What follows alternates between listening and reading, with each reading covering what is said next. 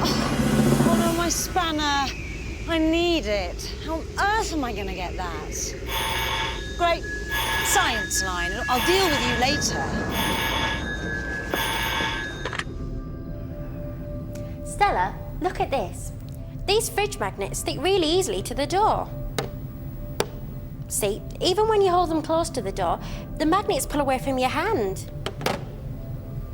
Yeah, but look, if we try and stick these two magnets together, I mean, it's impossible. They bounce apart. Let me see. Hey, it feels like there's a force keeping them apart. What's going on, Stella? Why do they stick to the fridge, but not to each other? Well, I'll leave that force with you and let me go and find out more.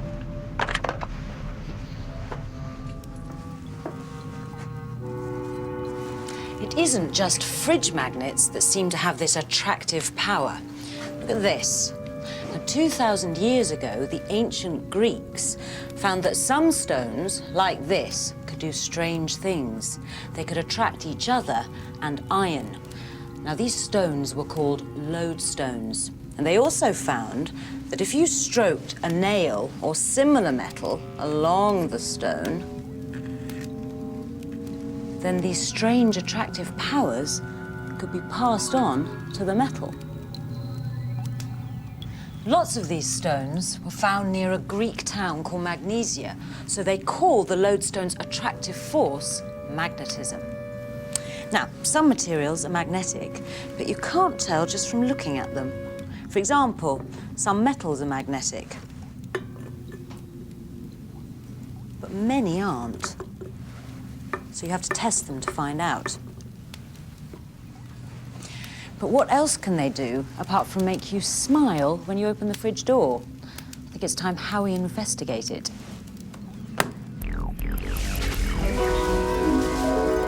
Science is sometimes slimy, often gooey, and occasionally terrifying. Thank goodness today's investigation is about magnets, because without them, I'd be in serious trouble. I'm here to meet Chris, whose team used magnets to hold themselves in position as they paint ships, radar dishes, and buildings the size of a football stadium. What sort of things did you have to think about when you were designing them? It has to hold a man in position on a vertical incline, and these are load tested to 120 kgs. 120 kilograms? Now, I'm 100 kilograms, so they must be pretty strong. Yep, they certainly seem to be. In fact, these magnets are so strong that if you're not careful, you could become unstuck. Or stuck. Or oh, never mind. Well, it's certainly not shifting. That's incredible. But how do I get it off? Right. We've designed a lever system, which if you pull the lever up, it pushes springs on the side of the magnet, which allows you a small air gap. But that's not a very big gap. No, but it's enough because the closer you get to a metal wall or surface, the magnetic forces start to pull the magnet in and it will attract to each other. The further away you get from the metal face, the magnetic forces are getting weaker and you're able with your own strength to pull it away. Oh, That's it. fantastic. So the magnetic force is strongest at the surface of the magnet. That's why the closer I bring the magnet to this iron girder, the stronger the pulling force I feel. Until I can't hold it anymore. But this lever can help me by pushing the magnet away from the surface, so that the magnetic force is weak enough for me to pull it off by myself. And that means you can hang 50 meters above the ground at any angle. Well, actually, Chris, this doesn't feel too bad. I reckon I could do it. You got any oil tankers need painting? Howie, once you can do what my lads can do over here, and you're fully trained, we might consider giving you a job. On second thoughts, look, Chris, no, don't go.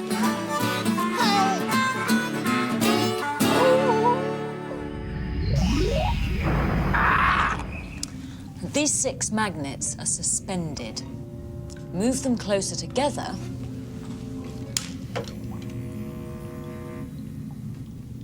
Why? Well, the ends of the magnets are called poles, one the North Pole and the other the South Pole.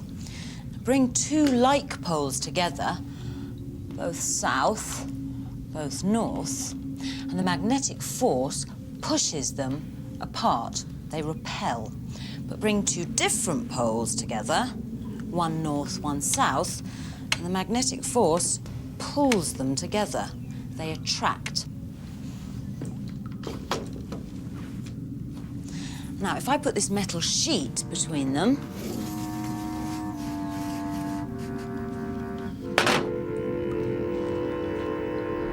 this could be your fridge door. I get it. These magnets are pushing each other apart, so they must have the same pole on each. Yeah, either both north or both south. But when you bring them near the metal door of the fridge, it doesn't matter which pole is facing the door. Both are attracted to the metal. Oh, yeah. Hey, what's that music? It's coming from Stella's cave. A magnet doesn't have to be touching whatever it's attracting, like this paperclip. The force of the magnet can be sensed all around the magnet, and this space of attraction is called the magnetic field. Now, the magnetic field is invisible to our eyes, so how do we see it? Well, these small pieces of iron are called iron filings, and they line up in the shape of the magnetic field. And where the lines are closest is where the force is strongest, at the ends of the magnet, at the poles. This is only part of the picture. Magnetic force doesn't just work in air. The iron filings have been mixed with oil. And drop in the magnet, we can see the shape of the magnetic field all around the magnet. The iron filings are closest together at the poles, and that's where the magnetic field is strongest. Further away from the magnet, the filings are wider apart, and that shows that the magnetic force decreases the further away you are from a magnet. But what is causing this?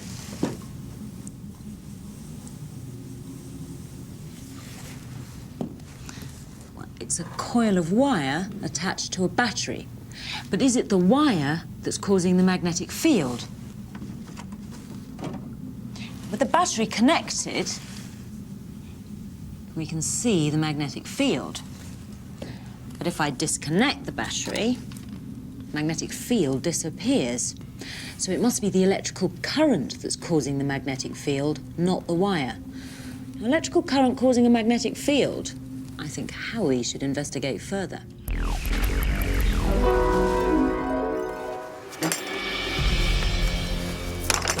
Right. After gate, proceed on a bearing of 240 degrees for 100 metres. For this investigation, I'm going to need a real navigation expert. And by the sound of these directions, that's exactly what Bob Eady is. Bob uses magnets to help pilots fly all over the world.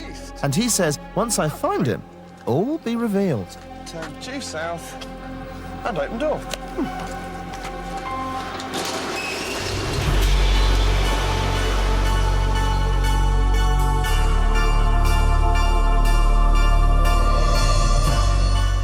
So, Bob, how does a magnet help you fly? Well, to answer that, Howie, you need to understand that the world itself is a giant magnet with a North Pole and a South Pole. And the compass that you're holding is a vital piece of equipment in the aircraft, and it'll be attracted to the magnetic north at the North Pole. Once you know where north is, you can work out where east and west and south is. So magnets in compasses can tell us where we're going. But there's something lurking in every plane's cockpit that could send you seriously off course. Tally-ho. Pass me the good old compass. So where's the problem? Well, Howie, the problem is in these instruments here that are all electrical, and the electrical current that goes through the cable gives off a magnetic field that deflects the compass. Well, I can't detect anything. You can't detect it because none of this is turned on. Look. Oh, yes. I can see it now. So why can't we insulate against that? Well, you can insulate the cables against electricity from leaking, but you can't insulate the cables from magnetic fields. So how do you correct a compass that's pointing in the wrong direction? Well, that's easy, Harry. What we use are permanent magnets like these, and we put them around the compass to deflect the compass card back to its true position. So pull it round. That's right, yes. So let's say, for the sake of argument, nick your magnet, that this is an electrical cable producing a magnetic field, and it's pulling the compass round. OK, I'll take another magnet, and I'll put it on the other side and allow it to pull it back to its true heading. That's clever. But how can this translate to working on, well, an aeroplane? Well, Harry, first of all, what we've got to do is we've got to get this airplane and get it outside. There's too many magnetic fields in here for a start. And then we've got to let the pilot know when his plane is heading north, when his engine's running and when the current's flowing through his electrical cables. And to do that, we'll use a similar compass to someone outside who will help to align the aircraft to point to north. And then the pilot will use a similar magnet and he'll correct the compass to head to north as well. So another plane's compass perfectly aligned. But with all my hard work, you'd have thought he'd at least have given me a lift home.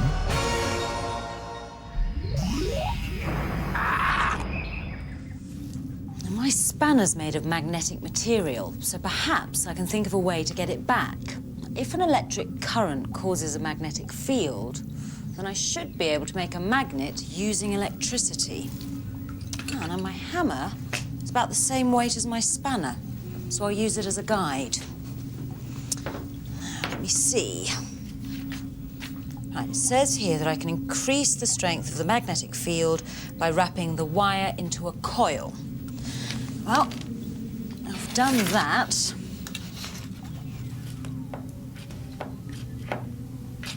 Magnetic field's not strong enough. You can increase the magnetic field by putting something into the coil. Plastic.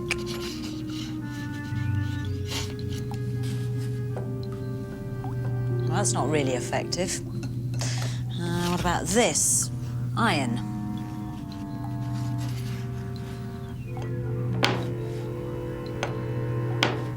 Now that's better, but it's still not strong enough. Now, another way to increase the strength of the magnetic field is to use more than one coil, and bringing the ends together is even better. It's certainly having some effect, but there's still room for improvement. A larger electrical current through the coils.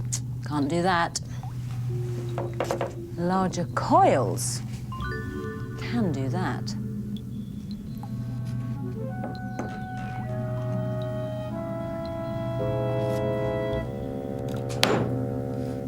So, now I've got a magnet that I can switch on and off as needed, and hopefully I'll be able to get my spanner back. But while I'm setting up, I'll let Howie investigate another thought. If electric currents can produce magnetic fields, can magnetic fields produce electric currents? Now, this is an excellent place to investigate electricity. Just look, it's everywhere. But what about magnetism? I can't see any of that around. I'm going to need help. And luckily for me, somewhere here is Dr. Mike Diprose, who's a real expert.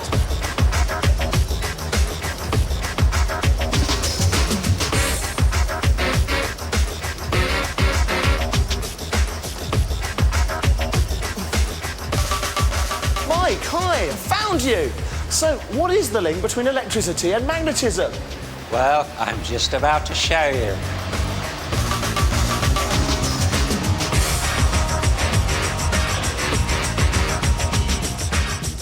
I don't think I like this investigation anymore. We're awfully high up.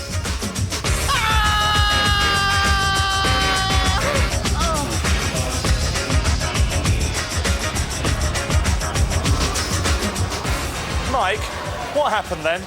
We've just dropped 42 metres in just over 2 seconds. The reason we didn't crash into the ground is because of electricity and magnetism. Come on, follow me, I'll show you.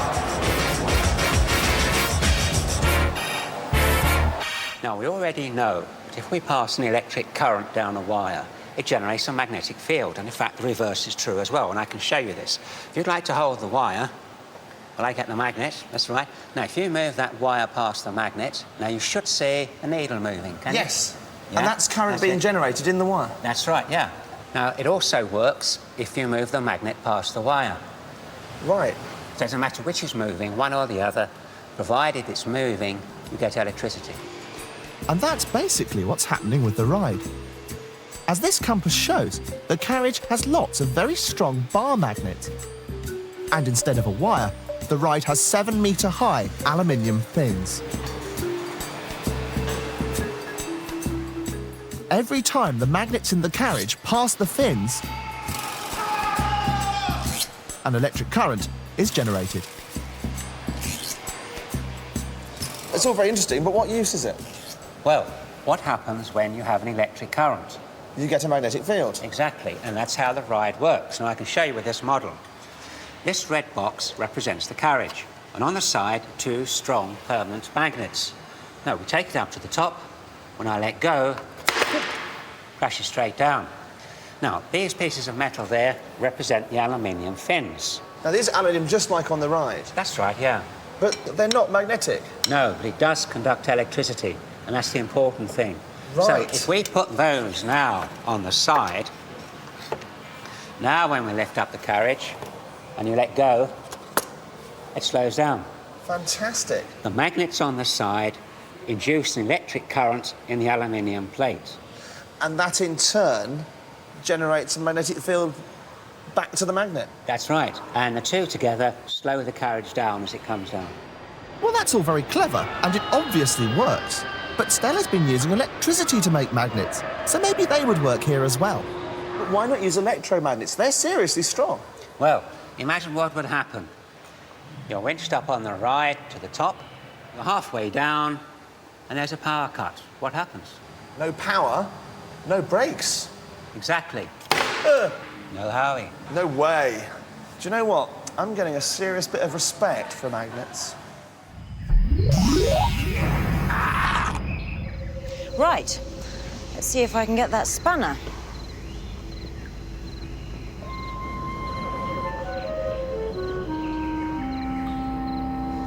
Contact. All I have to do is switch on the current. No, that's not magnetic. No, it's the wrong piece. No worries. Just switch off the current. Try again.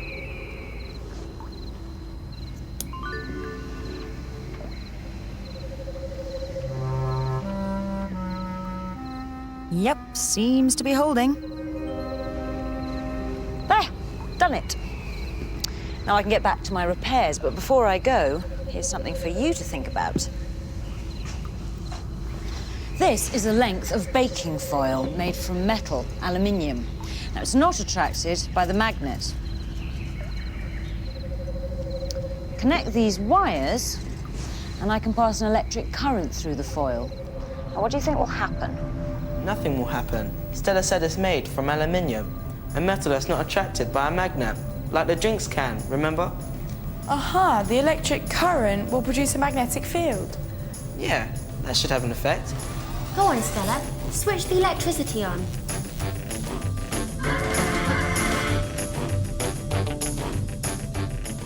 Look, the electric current has created a magnetic field. Yeah, it's turned the foil into a magnet as well. And the two magnetic fields are pushing or pulling against each other. It makes the foil wobble.